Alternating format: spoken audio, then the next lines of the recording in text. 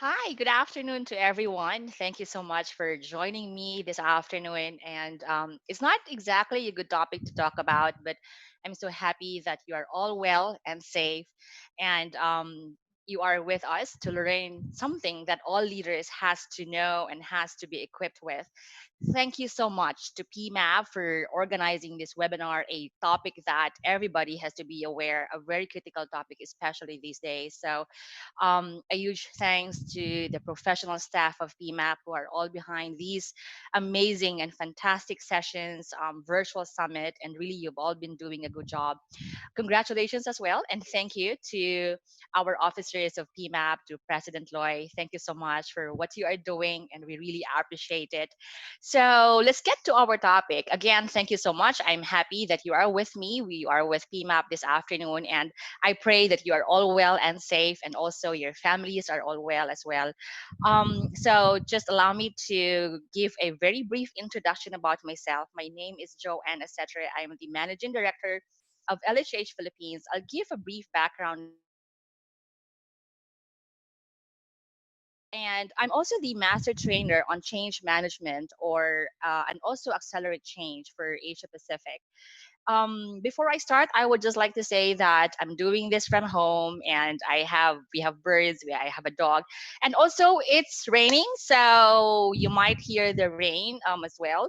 What I'm hoping for is that it will not affect our internet connection, and we will be able to continue our session until the very end. So please bear with me, and I ask for your pardon in advance should that happen. Okay, so I'd like to ask for your thoughts where you are now in terms of your company plans.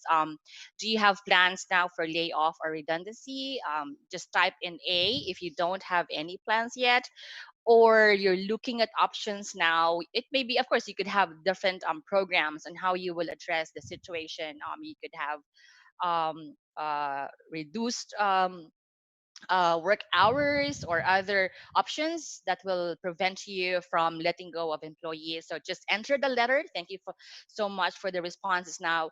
And you are right, you can send it to the panelists so that it will not be seen by everyone. You can also send it through an anonymous message through our Q&A. We have a number of A's, so no plans yet. And there are also a few who have already notified employees, and also a small number who have finalized plans but you have not yet notified your employees. And I am also seeing several B's. Okay, so thank you so much for sharing your responses. Because I'll take that as a pick-up point for our discussion as we proceed with our session this afternoon. Before we talk about the outplacement, I'll just give a brief introduction first about LHH. So, LHH, we are a company that supports people. So, it's and we all know that people is our greatest resource. So we have program on assessments, on leadership, on change management, on career management, coaching as well. And what we will talk about now is on career transition. LHH is a global company, so we have over 400 offices in over 70 countries. And in the Philippines, we started in 2001. We have partnered with more than 500 companies who had to go through significant restructuring. We have supported more than 50,000 individuals in transition. So when we say transition, those who have been let go because of changes in the company. And we have supported restructuring or notifications for one to thousands of employees. Now, for this afternoon, for this hour, what we want to achieve is for you to understand what you need to prepare for employee separation. And we have here a couple of letter A and B, and of course the ones who have also answered C and D.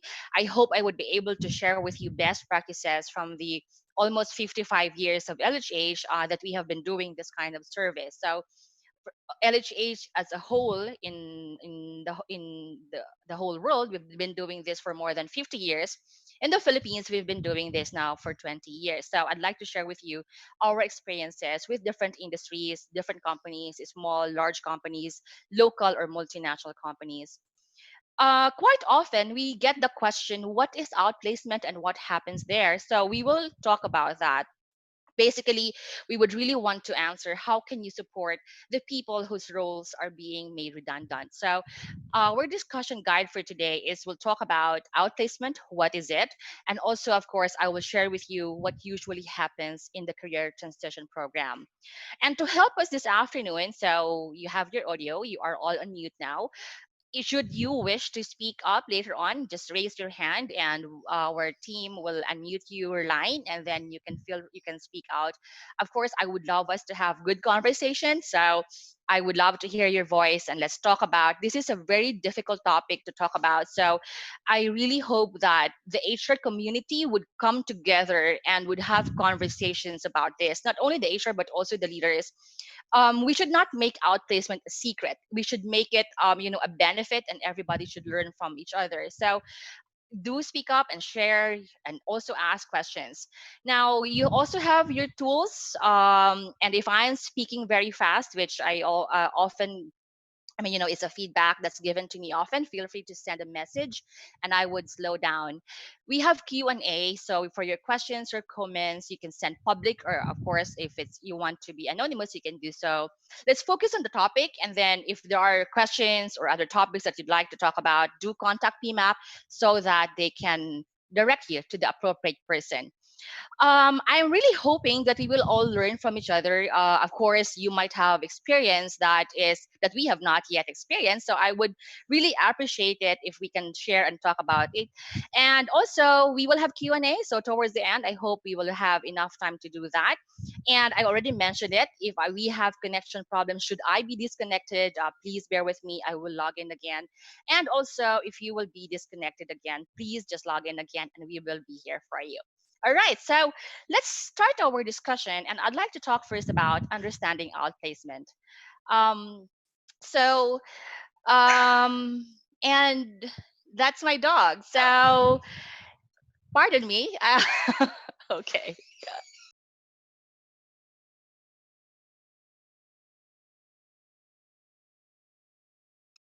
Okay, so let's talk about outplacement, and it's really because there's change, and that's why we are here. We are all experiencing change, and it's change that we all do not want to happen. And there are many reasons for this change. Before this COVID, we have seen changes that could be driven by new business direction, and economic conditions has also influenced our strategies quite a lot. We have seen mergers, or we have seen new leaders come and take over. We have seen that the landscape is also changing or has changed. Hence, we are starting to see a lot of redundancies or layoffs because positions are no longer needed. And there are many reasons for job loss. These are the drivers, but really it's to help the companies uh, remain competitive in a changing marketplace. And we want to sustain that market advantage. We want our workforce to align with strategic initiatives. We want to be able to respond to competition, whether now or in the future. So there could be a lot of reasons. And what's sad now is that we are faced with this pandemic, and life has been altered completely. Work has been completely altered. Business directions has also changed and will continue to change in months or years.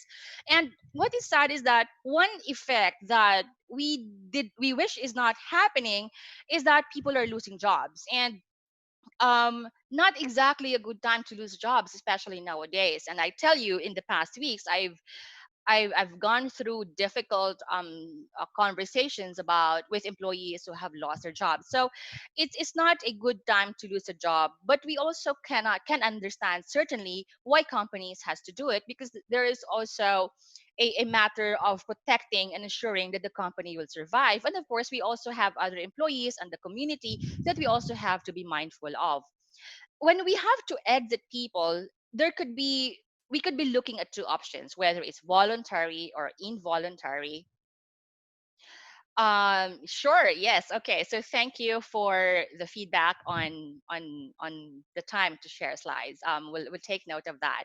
So going into what I have on the screen right now, you could be looking at different options. Whether you want to go into voluntary, you'd like to give your people the option to apply for internal positions and also apply for a retirement program. You could have you could open it to everyone, or you could have specific criteria, or you could go into an involuntary. You will identify criteria for selection as to who will exit. Is it first in, first out, or you have other criteria? Is it performance? It's really up to you, the company, to decide what will be the criteria that you will use. So you could either maybe you have to close it, you have to reorg, you're merging with another company. So many different reasons and many different pictures.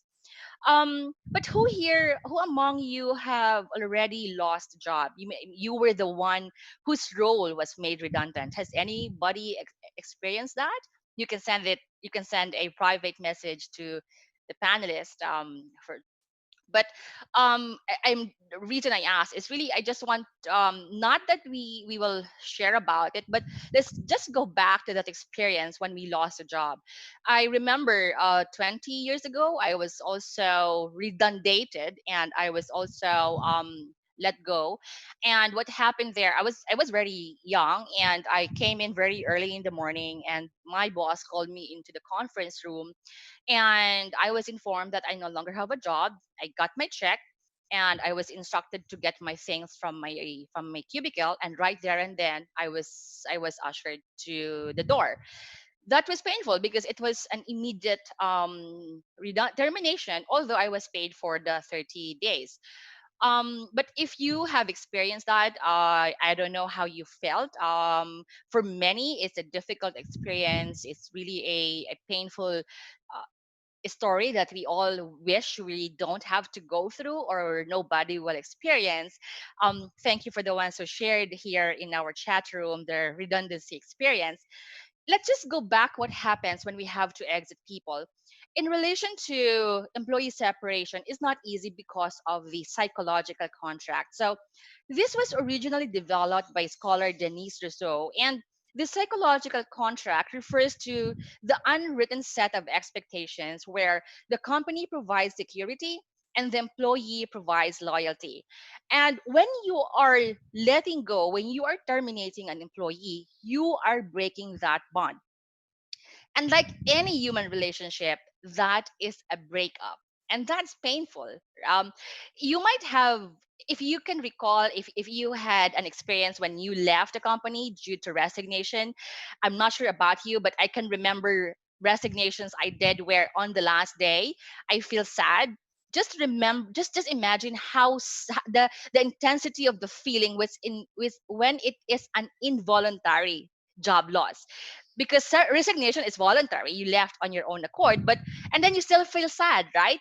How much more painful it can be when you are being asked to go without you wanting to go. So, and that's not going to be very easy for many. um what is the effect of job loss? So there are many studies, and I just did not get all, but when I was preparing for this session, I saw a lot of study on the effect of job loss. And it could be, I mean, there could be a psychological impact, an emotional impact, and on mental health, of course, finances, we cannot deny that. And it can also affect family relationships as well, especially when our family members are dependent on us.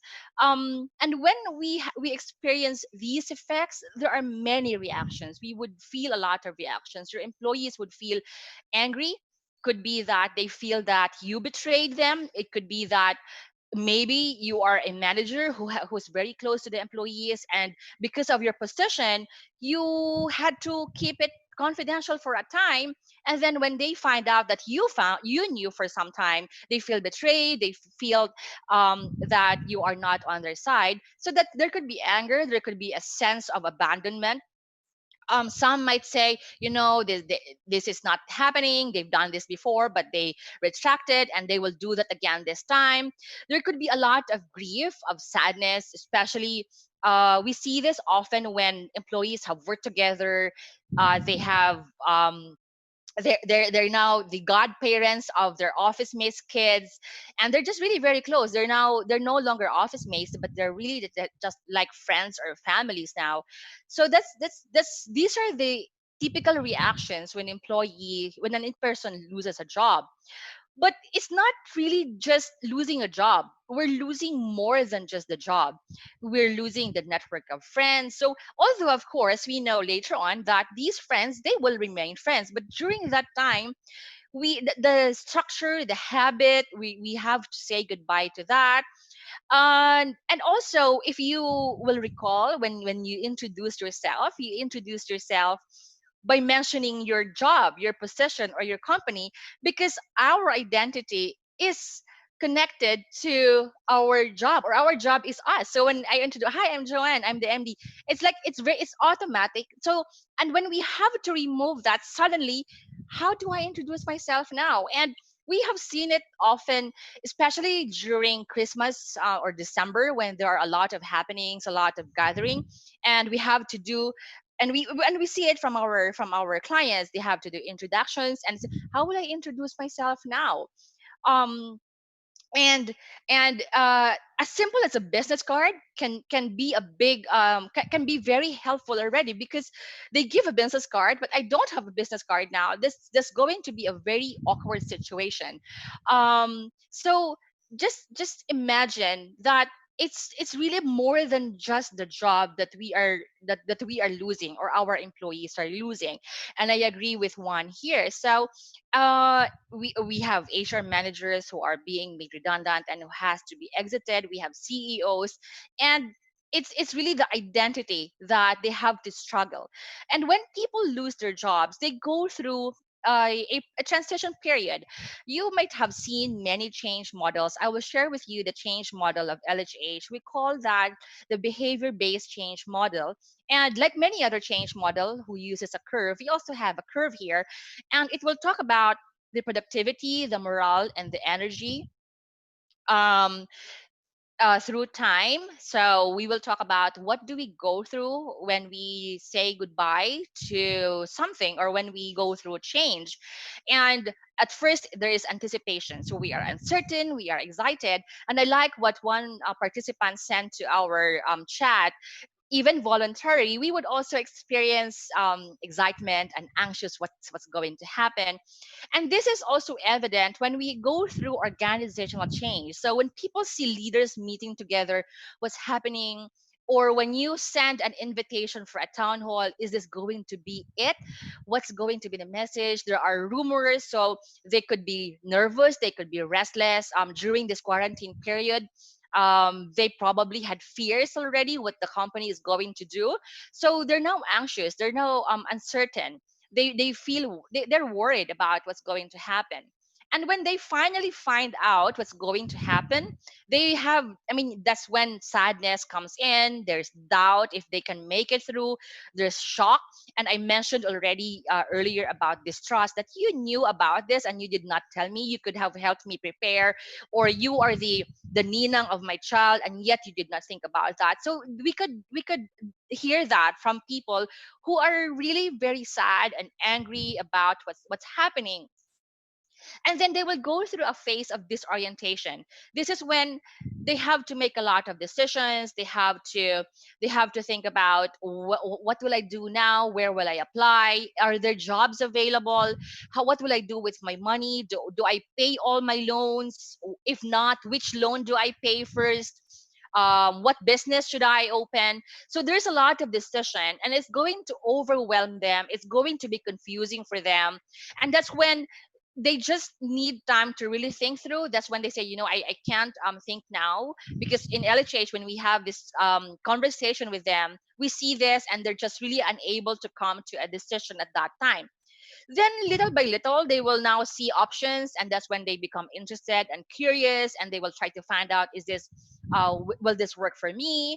And then they will be committed to the new career option. That's the change model of LHH. And many of you might also be familiar with the model of bridges, which is the transition model. And it identifies three stages that people go through as they enter and accept new landscape. May it be personal, may it be organizational. This focuses on the psychological change when people go through the change, the change, and that is on the psychological aspect. This was developed by Bridges, and many of you may be familiar with him. He's an American author and a consultant as well. What he's saying here is that transition is a psychological process that we all go through, whether it's a simple change as relocation or getting married. Those are changes, but we also see this when people lose their jobs. So it's very important that we guide employees through this transition to ensure that everyone accepts the change and are able to leave the past behind. And you will see that it, paradoxically, transition here starts with an ending. So this, I mean, it's just interesting with the model of bridges. They have to say goodbye to something before they can see the new life. And people will go through all the stages of change. If you will notice the circle here, and you might even be going back and forth because you make a wrong decision, then you go back to the endings again, or you have said goodbye already, but you were asked to get your check and you have to go back to the office. You saw your old cubicle, and then you remember again how it felt. You felt sad again. Then you went home, you got excited talking to your spouse about your separation pay. Then you are in the other side again. So you can swing back and forth, and your employees will also be swinging back and forth. The other thing we have to be mindful is that it can be a series of curves. It's not just one curve, but it can be a series of curves. So I have here pre, during, and post. So from the time that people would have a suspicion that something is going to happen, they would say, oh, something's going to happen. And then they don't hear from you, they get disoriented, and then oh, maybe they're not going to do it. They go to reappraisal and recommitment, and then they receive a notice about an email. So they will probably be on a roller coaster ride. So it's not going to be a one clean U-shaped curve. Another thing that we as leaders have to be mindful as well is that it could be multiple simultaneous change curves, especially nowadays. And the past 2 weeks, I have seen this quite a lot. When we had to go on ACQ and we had to start working from home, that was the first change that we had to cope. And then we had to change the family dynamics. We had to take over one corner of the house and own it, and everyone else had to adjust to that change. So they had to go through curve on work style and family arrangements. Then of course budget and finances were affected, another curve. And then now we're talking about job loss, so it's going to be another curve. So it's just really one change after another, and that can be very overwhelming. And it might also be that it's not just one person who's losing a job in that family. There might be a sibling who also lost a job, a spouse who also lost a job, or might be losing his or her job as well. And that's another curve that we can put on this many curves already. So can you just imagine how overwhelming that must be for the individuals nowadays? So the question is, as HR or business leaders, what can we do to better manage change and transitions? And that's when we talk about career transition or outplacement. But what is outplacement? And I'm so happy that we are here together to learn about this topic, because not many is aware of this topic. And we always get the question, oh, I've watched that. Is that the movie Up in the Air by George Clooney? And sometimes for us to be on the same page, we say, yes, but not all of it. Or sometimes they're not the ones who would point it out. And we would say, when, have you watched Up in the Air? Just for us to have a starting point of our discussion. And yes, and then that's when, okay, so this is, so many are not yet familiar with outplacement, unlike other countries. So I'm very happy that you are all open to talk about this. As I mentioned, this should not be a secret, and this should be something that we all have to be open to talk about. It's difficult. It's really like a conversation about death, and we don't want to talk about it. It's painful, but this is part of career nowadays, or of life nowadays. So we have to embrace it, and we have to be open to talk about this and learn from each other, because it's a very sensitive topic, and we could make a lot of mistakes, but we could also make a lot of good things, and would be good to come together and share our experience and learn from each other. So what is outplacement or career transition? It's often confused, especially here in the Philippines. It's often confused with job placement, because we have OFWs, and we sometimes get questions. So, To which countries do you send people? No, we are not a placement. Outplacement is not a placement business or a placement support. It's a structured approach towards the next career. And I would like to highlight the word structured. So there is a process, there is a framework that we have to follow or we have to observe. Basically, outplacement is really taking care of employees. And I really say that look at this as a CSR. It's really helping the employee and the family as well stand again on their own after they face a crisis. Job loss is a crisis. Let's just face it. It's not easy. So it's helping take care of them. And when is there a need for outplacement? There you could have outplacement for many different reasons: downsizing, or even a leadership change, or relocation, or it can also actually also apply to poor performance and you have to exit people. You can also help them find their next career after. So you could be in many different situations and you can have outplacement. Why do you have to offer outplacement? Why is that important? Majority of people who are downsized remain in the industry, and they could be either your advocate, they could champion for you, and they can speak about how well you treated them when they had to leave the company, or they can speak, of course, the opposite on how bad their experience was when they had to exit the company. So you could it could help protect your brand as well. They could be your clients, of course, when they have to exit. And this is sometimes the discussion we had with some clients, especially when the company is into consumer goods. So it's not only the employee but also the family that potentially can stay with you as a client, or later on you lose them as a client, so they might not buy your products anymore. So there are many benefits for the employers. It reduces the stress on your HR and managers handling terminations. We can help, outplacement can help ensure that termination is conducted sensitively. It's not, I want to say this now, it's not only the numbers, the package, it's not only the legalities around it that will help ensure the acceptance of the people. It's how you do it from beginning to the end. It's how sensitive and how ethical everybody is, including the security guard, including the receptionist. Because sometimes it's not, the leaders, the transition team are well prepared, they know how to behave, they know what to do, and then the receptionist and the security guard hear about it and they talk about it, and then lo and behold everybody knows about it, and then you now get complaint. So it's really making sure that everybody will be aligned and everybody will behave according to how the company wants to do it, so that it reduces the risk and it reduces the problem.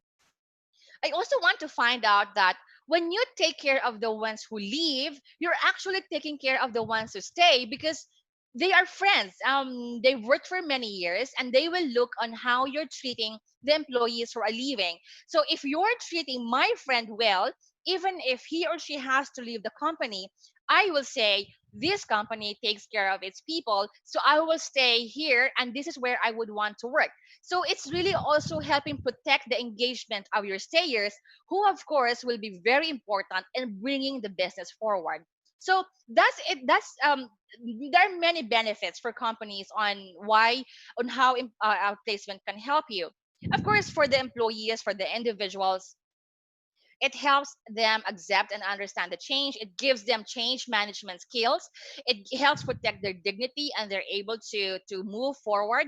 It gives them a structure and a sense of focus, and it gives them the energy and the drive to move forward again. It does not come easy, but when you are there every step of the way, you're able to, it's like, holding their hands and helping them walk one step at a time as they navigate a difficult period in their career.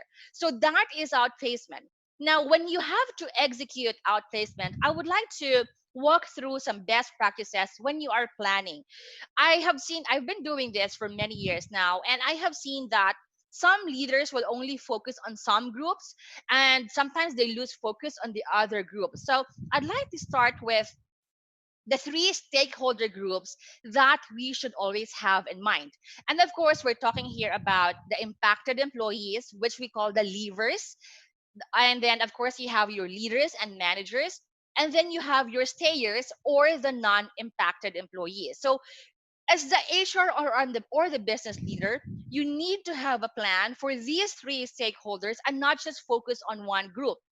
Sometimes we focus on the impacted employees or the leavers because and you're right, it's going to be difficult for them, but we should not lose sight of our leaders who will go through a very stressful period, and also the stayers whom you need to bring the business forward. So you need to have a plan for these three groups, and when you're planning for these three groups of people, you need to plan before, during, and after.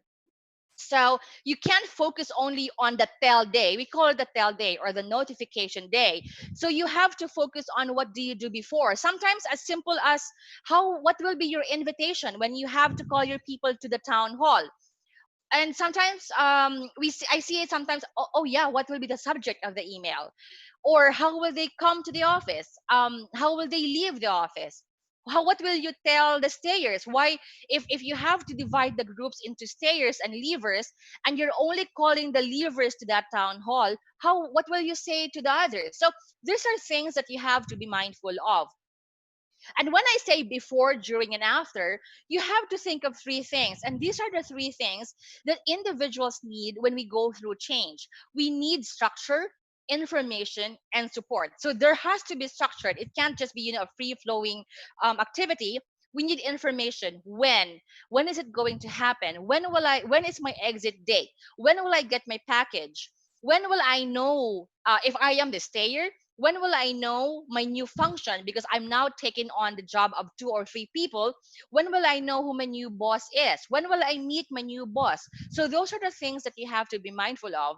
You also need to give them support for all these stakeholders. So let's just quickly go through each of these phases. When we talk about before, when we talk before and for your leaders, you equip them on leading change. You train your leaders on communication. What will they say? It's not the deck, it's not the PowerPoint that they will show during the town hall. Of course, you have to prepare that. But you also have to be mindful that they will be approached by people when they're in the parking lot or in the elevator. Do you also have comp plans for that? In one sentence, how will you answer the question, why is this happening? Why my friend and not me? So you equip your leaders even before the exercise of notifying your employees. Best practice is it's really I say this before we have fire drill before there's a without the fire yet. We have earthquake drills to prepare for earthquake. And I say this that I hope that we will train and develop the change management skills of our people before they go through a significant change such as job loss. So if you can and when you can provide change management program for your employees even before they have to exit, that will be a very good one so that they are already equipped with the basics. Now, of course, for your leavers or your exiting employees, you can consider redeployment opportunities so that maybe there are skills that will be used by other department or other offices. So you can look into that. During, I already said this. You have to equip your leaders on how to deliver the news as well. What if the employee will shout at them, will cry, will walk out? Will they do? You can have notification counseling support for the exiting employees. You can have um, support as well for the stayers on how will they manage it when they learn that their friend is leaving. So you also have to put something in place in the workplace where the stayers are will be during your notification. Who will be with them? Who among the leaders will be with them? So you also have to plan that. Of course, after the notification, you now have to plan for how will you support the leavers or the separating employees. You have to equip your leaders now to bring the business forward after a very painful period. Coaching skills would be very important. Change management skills would be very important. And for your stayers, developing their resilience and helping them cope with a major change, helping them cope with the anxiety of am I going to be next, that's going to be helpful as well. So you have to put this in place. I'll share with you a sample plan on how you can operationalize this. So this is a pre-separation planning timeline. So you have here the three stakeholders, you have the leaders and the managers, you have your leavers or the impacted employees, and you have the non-impacted employees as well. So it gives you sample activities, what you can do before you go into the notification or into the separation exercise. So you see here programs to support or to equip your leaders, to also support your employees, both the leavers and the stayers. And then you go into the notification. So you could have here the separation day. Then you now equip your people on how to do check-in meetings with the impacted employees or the non-impacted employees, how to do one-on-one. And I think many of us here are quite aware that in change there will never be enough communication. So it's good to over communicate, and there is no one size fit all communication plan.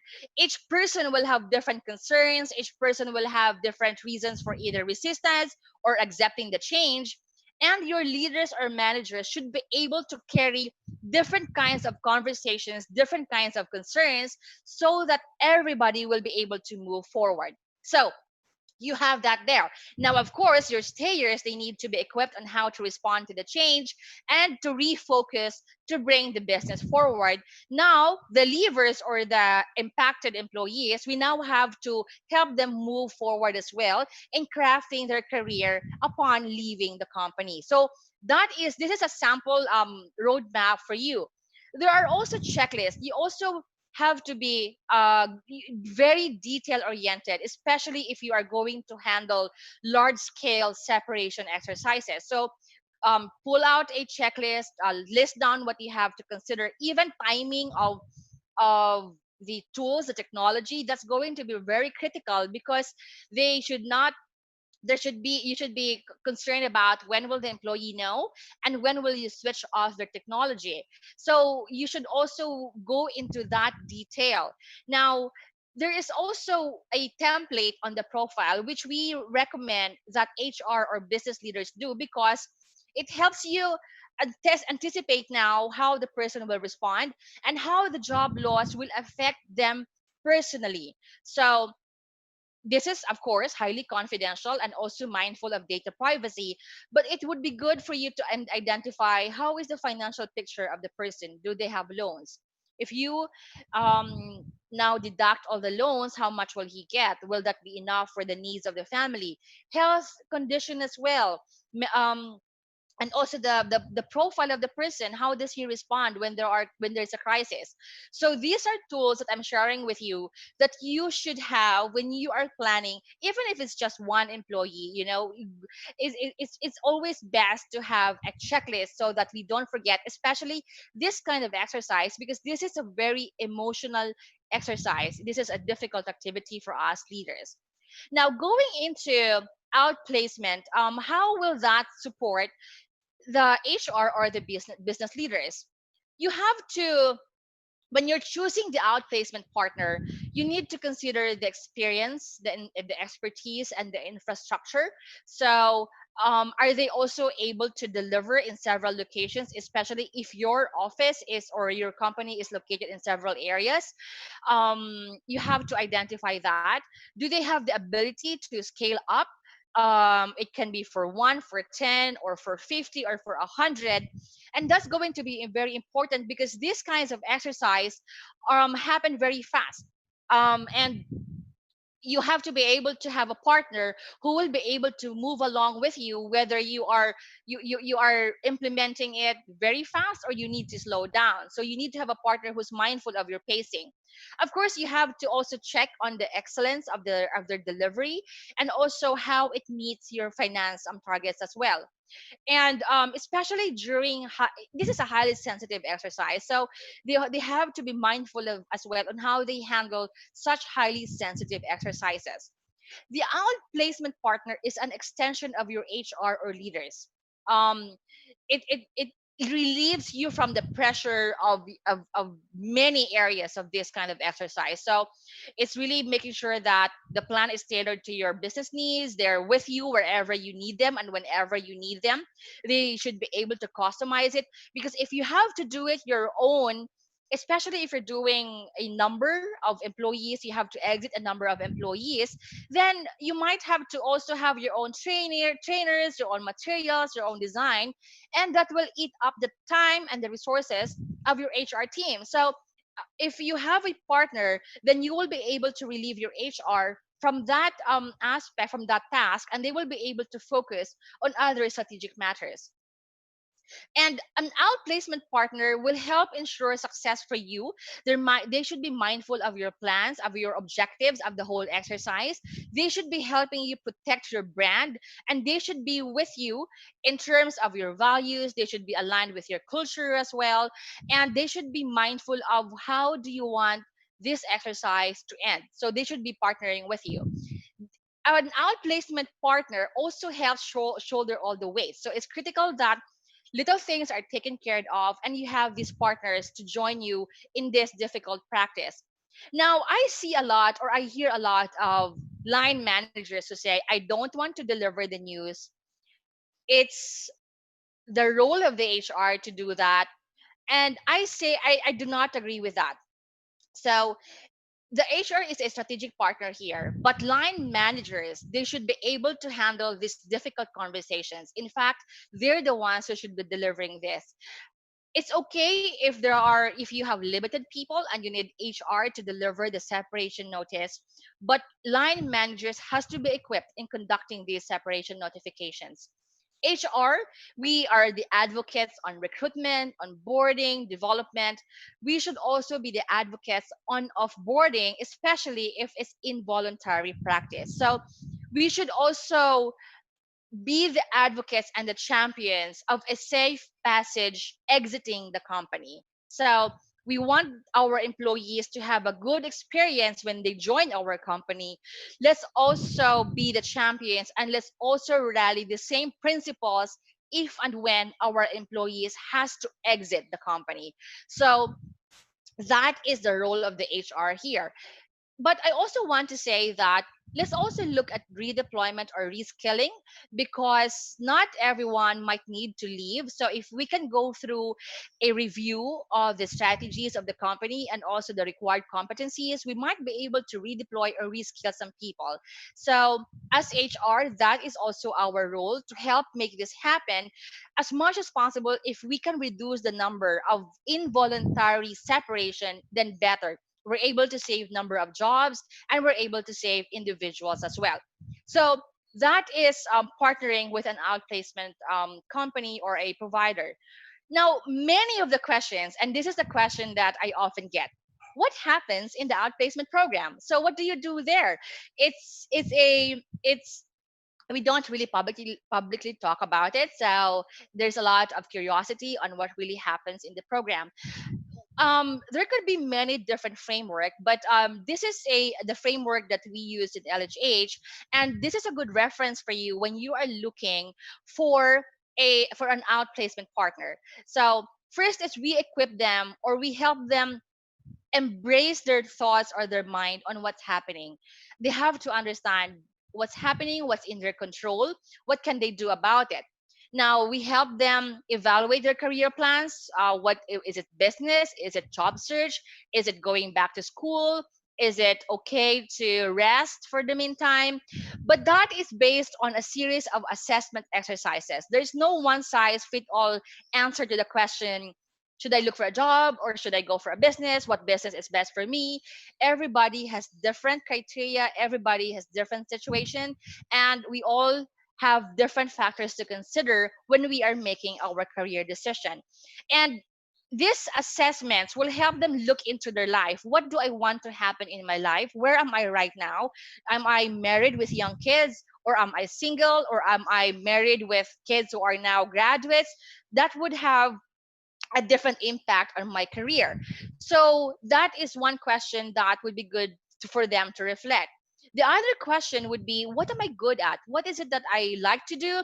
what is it that I am good in doing, and what kind of environment is best for me. So if they go through a reflection, they're able to come up with their ideal work environment. And that's when, of course, it's ideal. We don't get it all the time, but if they're aware of that, they're able to manage their career with that information.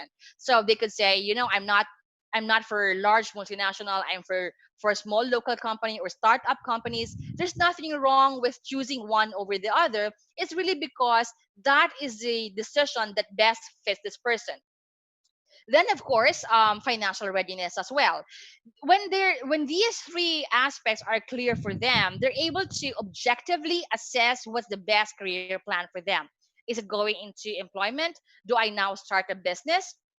Do I go to retirement as well? And when they're now clear with this one, we equip them with the tools, the information, the skills.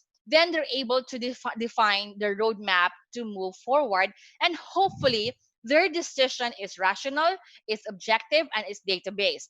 So that is what we want our people to go through and not be influenced by their emotions about, I want to prove to this company that they're making a wrong decision. I will apply with a competitor. So or they would sometimes say, my friend had a very good turnout with this business, then that is also good for me. And that's not how it is. We want them to sit down and reflect on themselves, what's best for them. And when we talk about career transition program, there could be individual or group program. You could have the same program across all levels, or you could have varying programs for different levels. And it's really up to you to decide what kind of program you want to provide for your employees. Now, the question is, what is in the individual program? So you could have different program length, 1 month, 2 months, 3 months, and it could with an individual program, they will have access to a career coach. They would have access to coaching or sessions on financial planning, business planning. They would have sessions or group workshops. They will have access to online portal, especially nowadays, given that we are still on though I know on GCQ, they would have access to secretarials to support, to online programs, and hopefully they should also have connection to job leads. Your program should also have an opportunity to be introduced to recruiters in the market. So that is an individual program. And how does it look like? So this could be a journey of a person who will go through an individual program. So branding what's in the LinkedIn or Facebook, resume review, and there would be a series of coaching sessions, accessing online training, um, and also support. I'm reading the questions. Sometimes I pause. Apologies for that. So questions are coming in, and so this could be a sample journey. And there's a question on how much time is usually is spent for the program. It could really vary. You could have program for 1 month, 3 months, or 6 months. But in the average, for LHH, average time from a person, when a person loses a job to the time that he would find another job, is 3 to 5 months. Of course, there are many factors that will also determine that. We call it the landing time. Of course, industry opportunities could also influence that. The plan of the person would also have an effect, and also the level of commitment and participation of the person. We have individuals who are with us each and every day, and they're able to land jobs much faster. There are others who want to take their own time, so they would also have a different timeline for their transition. So you could have different timelines for many different people because they're driven by different scenarios. But in terms of program, you can decide on the length for your company and how much time, how much budget you also want to spend. There could be group programs as well, and this usually works for junior level employees. So you could have group sessions on job search or business planning. You could have program. We have also seen, and I'm really happy when companies also offer support for the families as well. So either the spouse or an adult child is also given a program, just in case the employee will not be able to find a job anymore. Someone else will take on the role of the head of the family. You could have financial planning programs. If your employees has lots of loans, you could have debt management program. Or if they are in the investment mode, You could have investment management program. You could have individual career coaching program. So these are the options for you to look at when you are looking at programs with your outplacement partners. Now I have here FAQs and outplacement, and these are the questions that we often get, and I'll share this with you. It's also now a good jump off point because you might also be asking these questions. One is, can the individual pay for his outplacement? No. In outplacement, the company pays for the service. There's another question here. I will answer that towards the end of this FAQ. Who can be outplaced? Everyone in the company can be outplaced, from senior executives to employees to rank and file employees, and we can all offer them outplacement support.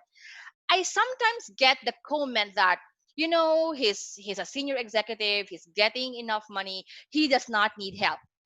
That does not apply all the time. And the ability to manage change is not dependent on the money and not dependent on the position of the person, because there are some leaders where only because the person is a junior level employee or a rank and file employee, and only because there's not much separation pay, that's the only time that they will provide an outplacement program. That does not mean that the other groups will be able to manage their transition well. So there are many, we have seen a lot of executives, of employees, executives down to the rank and file most junior, who are able to navigate well. But we have also seen leaders down to the most junior level that they're not able to navigate well.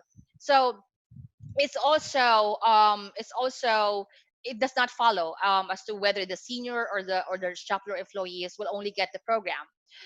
You can decide what level of program for each level in the organization. Senior ones will get the different programs, or you can offer the same program across all levels in the organization.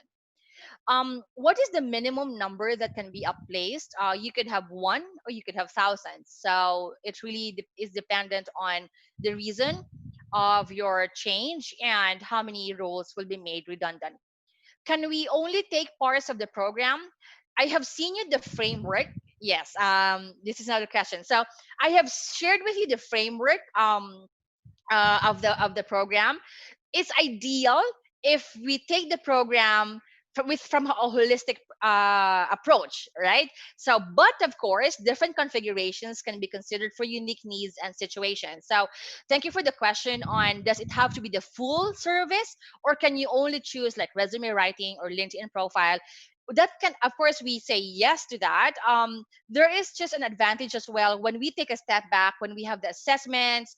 Then they're able to, okay, so this is my career plan, this is my long-term career plan, then this is my roadmap for my career.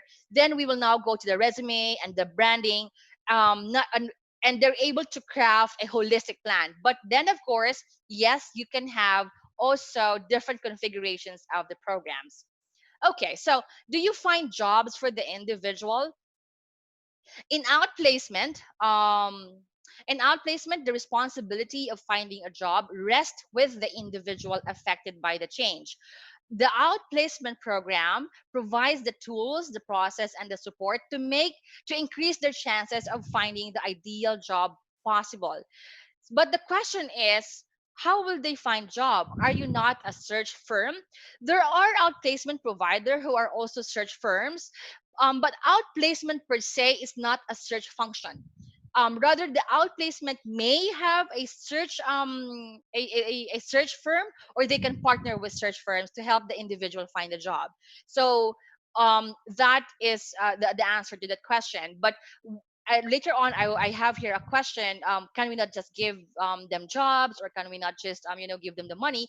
I will answer that later on, which is also related to this one. What if we don't have a budget? And I think this can also be related to the question on, does it have to be full? There are many cost efficient solutions, and your outplacement partner should be able to help you design a program according to your needs, according to your budget.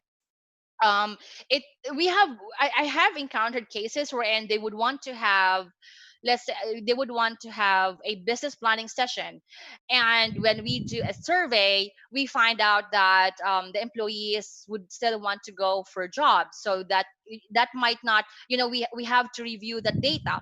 Or we also have clients where they want to go into sessions on investment management program, but the employees are not in an investing position. So when you have that conversation with your outplacement partner and you're able to identify the needs of your people, then you should be able to co-design a program that will work best for you. So that you don't you're able to maximize your budget. Can we not just give the money to the employees? Here I go back to the saying, give a man a fish and you feed him for a day, teach a man to fish and you feed him for a lifetime. So when we give them the money, they're not really able to develop the change or the career management skills that they have it would really help them best. And in some cases, when I have seen this happen, when we take them back and they don't have the change management skill, it we have seen how that impacts as well. And can you also just imagine if we will build a community of resilient individuals who are able to respond to these job changes and bounce back immediately? That would also have a positive impact in the community. So it's really better when we teach them how to manage their career. But that brings me to the question in the Q&A. What if our company do not have resources to hire outplacement partners? Can we get help from Dole and DTI? There are many benefits. There are programs from the company, and you can also have your own internal designs, your own internal programs. First, going back to my question, what if we don't have a budget? So you can design low cost solutions or solutions that will meet your budget. If you cannot hire an outplacement partner, you have now here best practices that can help you in designing your own internal program. And you can now have you can design your own that will meet your capability and your financial budget as well. And yes, you can also approach companies. They offer training programs, the government agencies, and they can help you with that. I think there was also a session on SSS also had a session about the separation benefits. You can also find out about that as well, so that your employees can take advantage of that. It's not a program, but it's an additional financial benefit for them if they have to lose a job.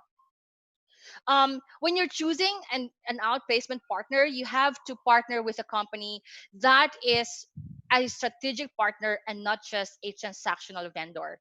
So it's really a partner that will be mindful of your budget. If you have these questions like, what if we don't have the budget, we don't have the resources, or we only want to take parts of the program, so you can do so. Now, you really have to sit down with your leadership team on how best to support your people. And I have given you a sample roadmap on what you can do for these three stakeholders: your leaders, and your stayers. You can use that as a reference. And yes, we will be sending copies of this deck so you can have a reference as well when you are in your internal team talking about this separation or restructuring or redundancies. So I'm now at the end of my session. We can have our Q&A, but I just want to leave you first with this. Outplacement is not about ending or severing a relationship. It's really about investing in a relationship. And your people, they need to feel that they matter to the company. They should not feel that we have abandoned them or we have forgotten them, because we have to do this exercise. Okay, so let's open for questions. How much time do I have, Jeff? So we can have a few more minutes. I think I was good. Did I cover it in 1 hour? Let's have questions.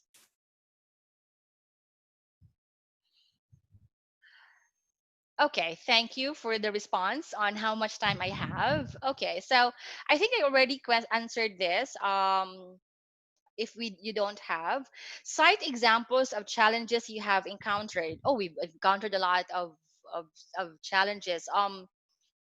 This one I cannot forget.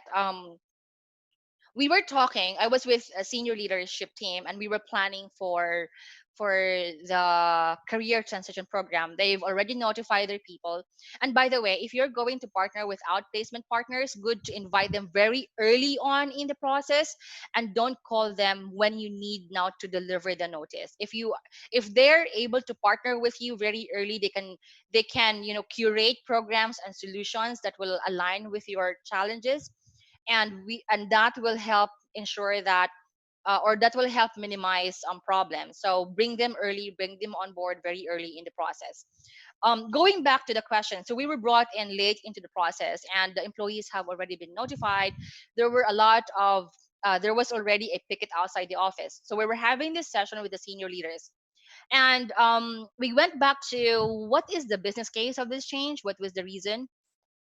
We asked them to do individual exercise first, to write on a piece of paper, and then after they did that, they share with the big group. When they shared with the big group, they had different answers. So that was it was very clear for us that there were different messages, and that helped create a lot of confusion in their people. So that's one challenge that we have encountered. We have encountered situations wherein employees would hold will not come to the notification, or you have sent them invitation and they decide not to come. They know what's going to happen, and they decide not to report as requested.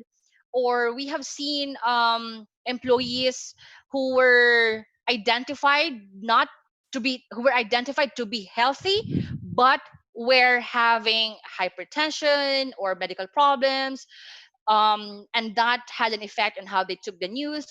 We had situations wherein the HR was not aware, but the employee was 8 months pregnant. So when she came in, she was really very heavy. So that also had a lot of challenges. We had encountered situations wherein employees were shouted at the managers. There can be many different interventions on how we can prevent these from happening. So if you bring in your partner very early, then you're able to anticipate all these scenarios, and you can come up with plans on how to mitigate these scenarios. Okay.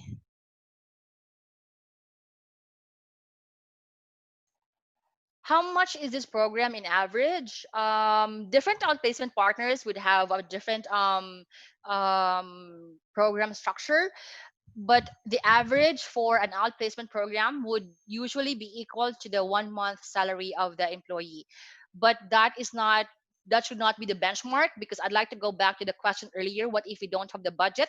So there can be many different options, just so you can help your people.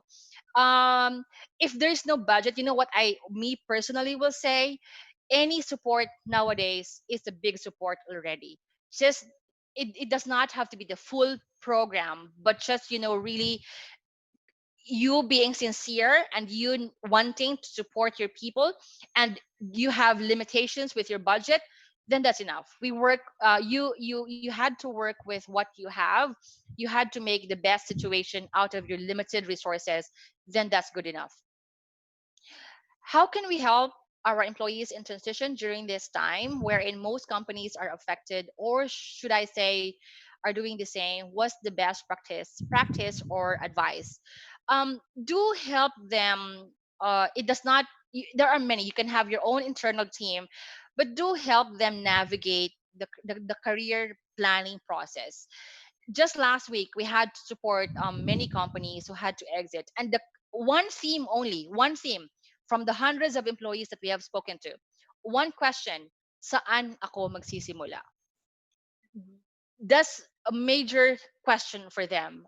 um it is really overwhelming for them, and they just can't think saan ako magsisimula. So it's best if you can craft transition support for them. You can have this internally. You can have your HR team, or you can have your line managers come together and create programs, change management programs, stress management programs.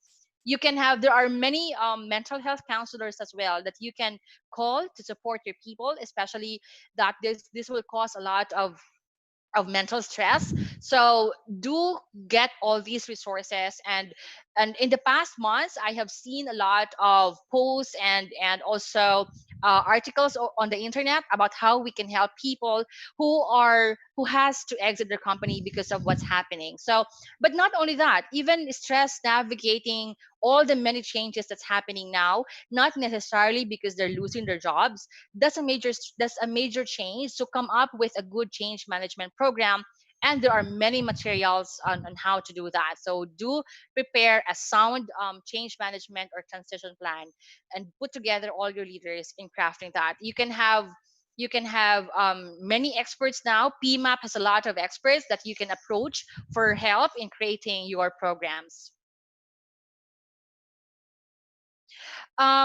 Is it okay to have rotational program wherein the employee will be subject for redundancy, but will have scheduled rotation first to cover the employee who will cover the position? You mean, okay, I'm not sure I got this. Um, an employee has been identified to be redundated, but will shadow and probably train another employee. We have seen that happen. So the ones who are scheduled to leave the company, they have to train first another set of employees. We have seen that happen. Of course, I can't say right here and that yes, it's okay, because there are also labor questions that has to be. We're making sure that we are doing it the right way. So but we have seen that happen. So could be one, the function is being outsourced to a different, or will be taken over by a different groups of employees. So the existing employees who will be exited will carry on that position. How about suspension of, I'm not sure, I hope I was able to answer that question earlier. How about suspension of probationary period, where the employee may be rehired? Where am I? If operation will be normalized, then the period will continue. Only on the remaining 2 months is needed to be regularized. Is this legal? Can this be an option instead of termination? I would have to say, I'm not a labor expert, but correct me if I'm wrong. We have a lot of labor experts here in PMAP, but can this be an option instead of termination? I'll go to that question instead. If and when you can save a person from losing a job, look for options how you can save employees from losing their jobs. That is still, of course, the best way. Now, if you can revisit their probationary period, I'm not sure. I'm because I think there was a DOLE memorandum that says during the quarantine, the probationary period has will I think you can hold that, but please do check that out. I can't say, but if you can, on the option of preserving the people instead of letting them go, do anything you can possible to help preserve jobs and help people from losing their jobs. Yes. So thank you to Janet. It can be an option, but there should be a written agreement between the employee and the employer. So thank you so much for that answer. And again, as much as you can, if you can save jobs, do that. Explore all the options you can. For those who doesn't show up after your invitation, you can discuss what your strategy should be, because you can either agree that you will talk to the employee on another date if and when the 30-day notice will still allow it, because there are some companies who has to exit 60 days or 6 months or a year, and they give the notice 1 year or 2 months before the last day of office of the employee. But if the notice is 30 days before the last day, then you have to agree with your lawyers and also with your leaders if you will send the letter to the employee's residence. And you have to discuss the implications of that, because um, sometimes it's the spouse or the child who receives the notice, and they find out before the employee finds out. So you have to anticipate for that as well. So plan with your lawyers what you can do, because there are options if an employee will not show up during the notification. But plan on how you will do that, because you can send a registered mail to the employee's residence. But if you can avoid from doing that, better, because as I said, sometimes it's not the employee who will receive the registered notice. Can an outplacement employee demand for a cost of his service? You mean we'll just give them the money? Definitely they can, and it's also up to the company what will be your policy. If you can or not, then that should also be agreed upon by the leaders. Is it has from the companies that we've worked with, they have the separation pay and the other benefits, and then the cost of the outplacement, they don't convert it into a financial, into cash and give it to the employee. If they don't avail of it, then it's forfeited. What metrics do you use to measure success of outplacement? We call it the landing metrics. So how fast are the people are able to land in their next job. So that's a metrics. And also, of course, we also measure, we have internal evaluation, we have KPIs for the people, and you also work with your outplacement partner what will be your measure of success. Because for the outplacement company, we have our measure of success, but for you, the company, what is your measure of success as well? And your outplacement partner should also align with your success indicators. So you also talk about that. Okay, so it's 3:20.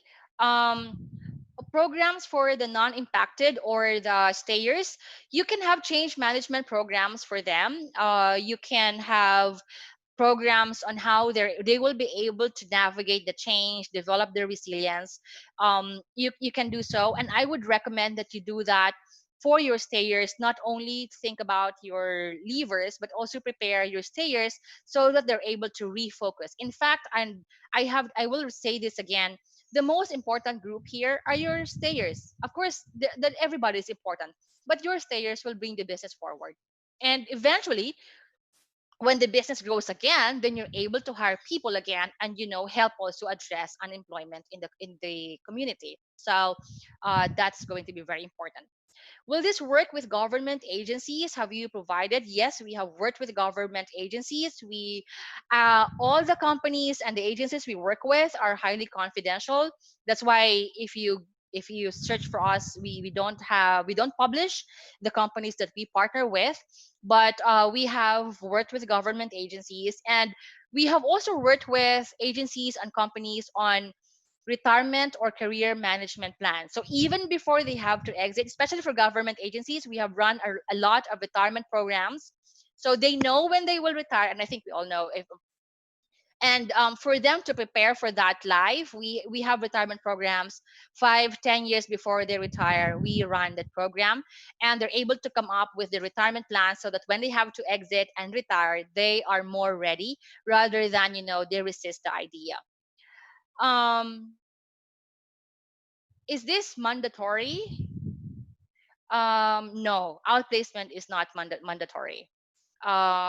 It's optional. So um, and personally, I worry more when individuals do not take the program. I sometimes see that they're the ones who need help most. The ones who are open to learning, the ones who are open to taking all the training programs, they're usually the more resilient ones, and the ones who resist learning, support, or help.